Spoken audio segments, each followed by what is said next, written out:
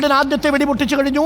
CPM BJP അവിശുദ്ധ കൂട്ടുകെട്ട് ചർച്ച ചെയ്യപ്പെടണം എന്ന് ഹൈബി ഈഡൻ പറയുന്നു. BJP മുന്നേറ്റം കുറിച്ച മണ്ഡലങ്ങളിൽ പ്രത്യേകിച്ച് തിരുവനന്തപുരത്തും തൃശ്ശൂരും ഈ അവിശുദ്ധ കൂട്ടുകെട്ട് ഈ കാലഘട്ടത്തിൽ നടന്നു.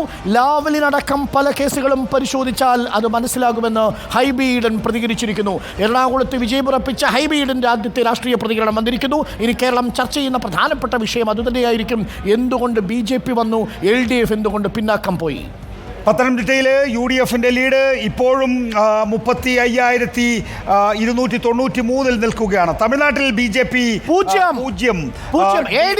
അതെ, അവിടെ തമിഴ്നാട്ടിലെ ഏറ്റവും ഒടുവിലത്തെ നില ഇതാണ്. DMK 21 സീറ്റുകളിൽ മുന്നിലാണ്. കോൺഗ്രസ് 8 സീറ്റുകളിലും, VCK 2 സീറ്റുകളിലും, CPI CPM 2 സീറ്റുകൾ വീതവും, അണ്ണാ DMKയും BJPയും 0. അതായത് അണ്ണാമലയുടെ തമിഴ്നാട്ടിലെ വോട്ടർമാർ ചോദിക്കുന്നു, കഞ്ഞി എടുക്കട്ടെ മാണിക്ക. ഇതാണ് അവസ്ഥ. അണ്ണാമലയ്ക്ക് പോലും വിജയിക്കാൻ കഴിയാത്ത അവസ്ഥയുണ്ടാവുന്നു. കോയമ്പത്തൂർ അണ്ണാമലയെ പിന്നിലാവുന്നു. ഗണപതി രാജ്കുമാർ വിജയിക്കുന്നു. അതാണ് കോയമ്പത്തൂർ. പക്ഷേ അണ്ണാമലയെ തമിഴ്നാട് തോൽപ്പിക്കുമ്പോൾ കേരളത്തിൽ സുരേഷ് ഗോപിയെയും രാജീവ് ചന്ദ്രശേഖരനെയും വിജയിപ്പിച്ചുകൊണ്ടിരിക്കുകയാണ്. അതാണ് ഏറ്റവും പ്രധാനപ്പെട്ട കാര്യം. പല അടൂർ പ്രകാശിന്റെ ലീഡ് ആറ്റിങ്ങലിൽ 1842 ലീഡ് നില ഉയർത്തുകയാണ്. ആറ്റിങ്ങലിൽ അടൂർ പ്രകാശ് 1842 വോട്ട്. കൊടിക്കുന്നിൽ സുരേഷിന്റെ ലീഡ് 11,093 വോട്ടുകൾ. ആറ്റിങ്ങലിൽ അടൂർ പ്രകാശ് അവസാന നിമിഷം ചിരിക്കാൻ ഒരുങ്ങുകയാണോ?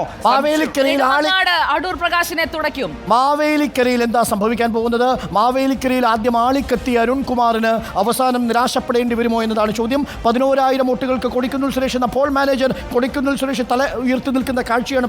കൊടിക്കുന്നിൽ സുരേഷിന്റെ ലീഡ് അടൂർ പ്രകാശിന്റെ ലീഡ് കുറയുന്നു. 1576. അല്പം മുമ്പ്, ഒരു നിമിഷം മുമ്പാണ് ഞാൻ 1842 എന്ന വോട്ട് വായിച്ചത്. ഇപ്പോഴത് 1576. ഒരു ക്ലിഫ് ഹാങ്ങറിലേക്ക് ആറ്റിങ്ങൽ പോകുന്നു എന്നുള്ളതാണ് ഏറ്റവും പ്രധാനപ്പെട്ട വാർത്ത.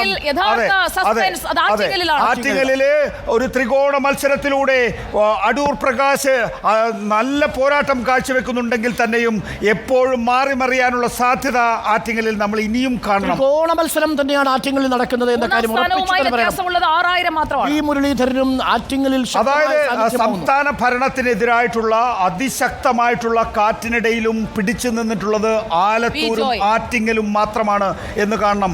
അത് മാവേലിക്കരയ്ക്ക് പോലും സാധിച്ചിട്ടില്ല എന്നുള്ളത് പ്രത്യേകം എടുത്തു പറയേണ്ട കാര്യമാണ്. വ്യക്തിപരമായ മികവ് ഒരു പ്രധാന ഘടകമാണ്. ജോയി ആയാലും കെ രാധാകൃഷ്ണൻ ആയാലും. അതെ, നെഗറ്റീവ് ഇല്ല, രണ്ടുപേർക്കും നെഗറ്റീവ് ഇല്ല എന്നുള്ളതാണ്. ഒരുപക്ഷെ നമുക്ക് അങ്ങനെയാണെങ്കിൽ വടകരയിൽ നെഗറ്റീവ് ഉണ്ടോ? ഇല്ല. പക്ഷേ അവിടെ അതിശക്തമായ രീതിയിൽ ഷാഫിയുടെ മാസ് എൻട്രി, ഷാഫിയുടെ പൊളിറ്റിക്കൽ മാനേജ്മെന്റ്, ഷാഫിയുടെ സോഷ്യൽ മീഡിയ മാനേജ്മെന്റ്, ഷാഫിയോടൊപ്പം നിന്നവരുടെ പ്രവർത്തനം. കർണാടകത്തിലെ റിസൾട്ട്